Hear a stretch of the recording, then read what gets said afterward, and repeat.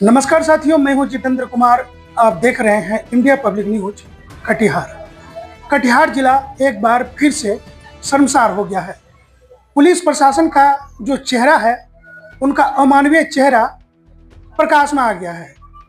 डंडखोड़ा के रायपुर गांव में यहां पर समाज सेवी आलोक चौहान, जिनका परिवार आज से ने बहुत लंबे समय से समाज सेवी है और भारतीय जनता पार्टी के वरिष्ठ लीडर हैं, इसलिए ग्रामीणों का पूरा विश्वास है। और इस परिवार में उन्होंने आज से नहीं, लंबे समय से दो पद इनको दे रखा है, एक मुखिया पद और पैक्स, ये 2 पद यहाँ पर इनके घर पर है। और इतने बड़े समाज सेवी हैं और डंडखोड़ा प्रखंड के इलाके में, और यहाँ तक क्या कटिहार और बिहार तक, यहाँ तक कहिए कि भारतीय जनता पार्टी के बड़े बड़े लीडर जो है आलोक चौहान जी को जानते हैं।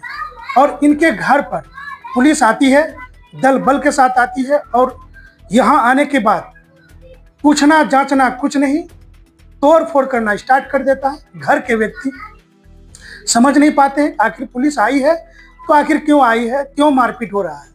इन तमाम बातों को लेकर आज हम मौजूद हैं। और यहाँ जो है कटिहार के भारतीय जनता पार्टी के वरिष्ठ लीडर MLC अशोक अग्रवाल जी आए थे, बिहार के उप मुख्यमंत्री श्री तारकेश्वर प्रसाद जी आए थे, इनके अलावे भारतीय जनता पार्टी के जिलाध्यक्ष मनोज कुमार जी आए थे।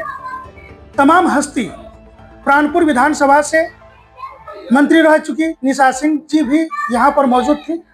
इन सब ने यहाँ पर आकर के पुलिस का अमानवीय चेहरा को दर्शाने का प्रयास किया है और कहीं न कहीं उच्च स्तरीय प्रशासन से मामले की गहनता से जांच करने की मांग की है। और ऐसा प्रतीत होता है, उन सब ने कहा है कि कहीं न कहीं इस परिवार को बदनाम करने का साजिश और षड्यंत्र करने का ये काम किया है। मामला ये है कि सूरज कुमार युवक को पुलिस गिरफ्तार कर लेती है और थाने में ले जाती है। 24 घंटा गुजर जाने के बावजूद भी उनको नहीं छोड़ा जाता है और न ही उनको आगे भेजा जाता है।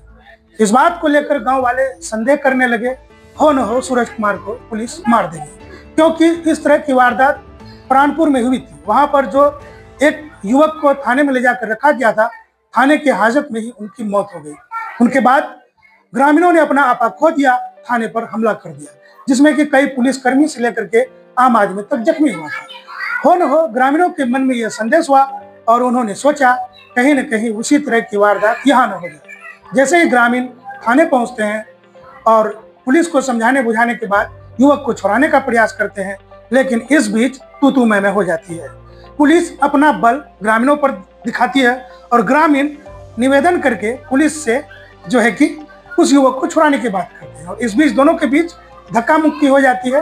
धक्का मुक्की होने के बाद जब और ग्रामीणों ने देखा, अरे यहाँ तो इस तरह का धक्का मुक्की होने लगा, तो बीच बचाव के कारण जो है जितने भी ग्रामीण थे वो अभी पुलिस थाने में पहुंच करके जो है कि इस मामले को, उस युवक के बारे में, और पुलिस के साथ भी धक्का मुक्की होने की बात सामने आई है। इस मामले को लेकर कटिहार SP वैभव शर्मा कहते हैं कि CCTV फुटेज खंगाले जा रहे हैं, जो भी इसमें दोषी है उन सबको हाजत में आना पड़ेगा और उस सब पर कानूनी कार्रवाई होगी। लेकिन पुलिस का यहाँ अमानवीय चेहरा दिखता है। एक बुरी माँ है, परिवार के सदस्य हैं, बेटा बेटी भतीजी, एक लंबा चौड़ा परिवार है। ये परिवार में जो संजीव चौहान जी है, वो भी लंबे समय से पैक्स अध्यक्ष रह चुके थे और मुखिया पद को भी सुशोभित कर चुके थे। इस तरह के परिवार में पुलिस आती है और माँ, बहन, बेटी, बेटा सबको दिन दोपहर में मारने, पीटने और गाली गलौज करने का काम करते हैं। और इस बीच में घर की महिलाएं जो है, आलोक चौहान की खास करके जो पत्नी है आरती देवी, वो प्रेग्नेंट है और कुछ ही समय में उसके घर में खुशखबरी आने वाला है। उनका कहना है कि पुलिस हाथ पैर, लात, झाड़ा, घुसा, जो जहां तक हुआ किसी तरह उन्होंने अपना जान बचाई। और पुलिस ने जो तोड़फोड़ किया है, इसके घर का बोर्ड, पंखा, स्विच, बाथरूम, हर कोई ऐसा कमरा नहीं बचा जहां की पुलिस ने तोड़फोड़ नहीं किया है। इनका सीधा मांग है कि एक महिला होने के नाते अगर आप किसी के घर में कुर्की जब्ती के लिए भी जाते हैं या किसी महिला के घर पर जाते हैं जिसके घर में पुरुष नहीं है, आप उसके घर पर जाते हो, तो आपके साथ में महिला पुलिस क्यों नहीं थी? क्या डंडखोड़ा थाना में महिला पुलिस नहीं है? अगर महिला पुलिस होती तो शायद इस तरह की वारदात नहीं होती। क्योंकि ग्रामीणों ने बताया है कि इस परिवार के जो भी सदस्य हैं, यहाँ तक कि इनका जो है कि चाचा जी वगैरह हैं, उस घर में जाकर भी तोड़फोड़ करने का काम किया और घर में जो बच्चियां पढ़ती लिखती है उनको भी खौफ धमकाने का काम किया। पुलिस का अगर ये खौफनाक अमानवीय चेहरा इस बीच अगर बरकरार रहा तो बहुत जल्द लोकतंत्र की जो हालत होने वाली है आप सकते हैं। अब देखना यह है कि अब क्या होने वाला है, क्या आलोक चौहान को इंसाफ मिलेगा। उनकी पत्नी के साथ जो बर्बरता हुई है, माँ के साथ बर्बरता हुई है, परिवार के बेटी बहन के साथ बर्बरता हुई है, स्तरीय पुलिस इस पर जो है कि क्या कदम बढ़ाती है, उच्च स्तरीय प्रशासन जो क्या मतलब कुशासन का जो रूप है, क्या सुशासन से क्या उम्मीद कर सकते हैं। तो साथियों बने रहिए हमारे साथ, देखते रहिए हमारी खास रिपोर्ट। मैं हूं जितेंद्र कुमार, कटिहार बिहार के लिए। अगर केस को स्टडी किया जाए तो कटिहार जिला में इस तरह की वारदात आए दिनों होती रहती है और मामला कहीं ना कहीं शराबबंदी से जाकर के जुड़ जाता है। ऐसे में देखना है कि नीतीश कुमार की सरकार, नीतीश कुमार का पुलिस समाज के लोकतंत्र में लोगों को कहां तक प्रतिष्ठा और उनकी इज्जत करती है। धन्यवाद।